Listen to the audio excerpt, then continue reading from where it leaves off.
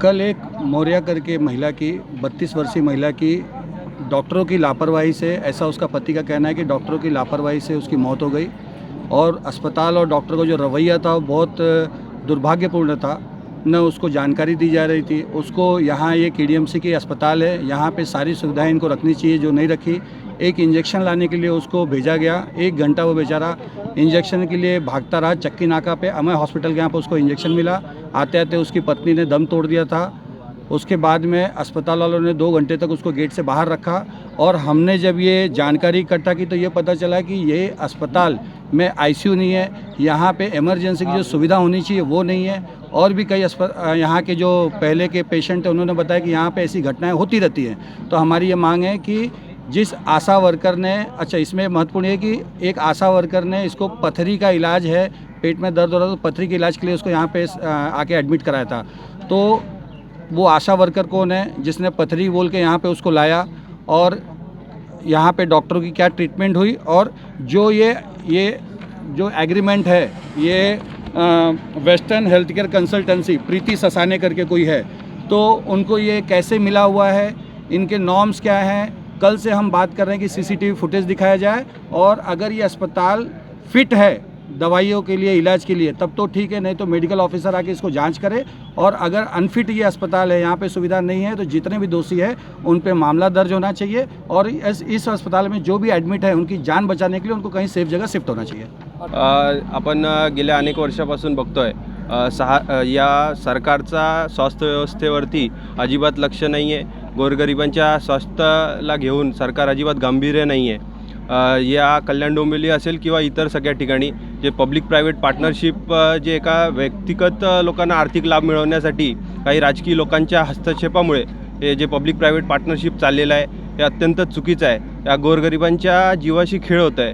आपण हे western health केअरचं जे आपण ॲग्रीमेंट हे या ठिकाणी पाहू शकतो।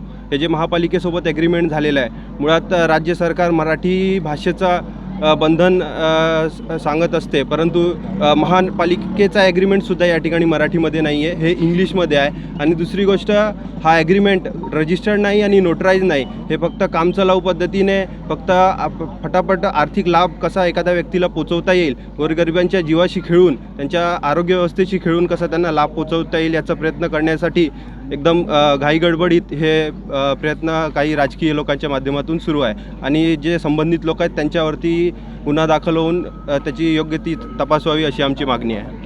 काल ज्या महिलेचं दुर्दैवी इथं ह्यांच्या हलगर्जीपणामुळे जी महिला गेलेली आहे, 30 वर्षाची तरुण महिला आहे, तर तिच्या बाबतीत ह्यांनी जी काही हलगर्जीपणा दाखवलेला आहे, मुळात इथं डॉक्टर्स नाही आहे। आणि हे जे हॉस्पिटल आहे कल्याण डोंबिवली महानगरपालिकेचं, हे शासकीय रुग्णालय असून ते कुठल्या तरी कॉन्ट्रॅक्ट पद्धतीने कोणतरी प्रीती ससाने मॅडम आहे तिला दिलेलं आहे। ती डॉक्टर आहे का?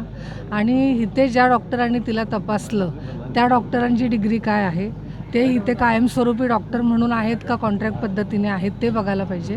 आणि दुसरी अशी गोष्ट की जी महिला जीवानिशी गेलेली आहे ती अत्यंत गरीब कुटुंबातील आहे, त्या महिलेच्या पतीला नुकसान भरपाई म्हणून एक चांगली रक्कम मिळाली पाहिजे।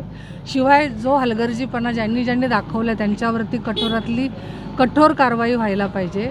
आज दीनानाथ मंगेशकर हॉस्पिटलचं जे प्रकरण गाजत आहे, तसंच इथे ही कालचीच दुर्दैवी घटना नाही आहे। 1 महिन्यापूर्वी कल्याण डोंबिवलीच्या शास्त्रीनगर रुग्णालयात देखील एका गर्भवती महिलेचा मृत्यू झालेला आहे।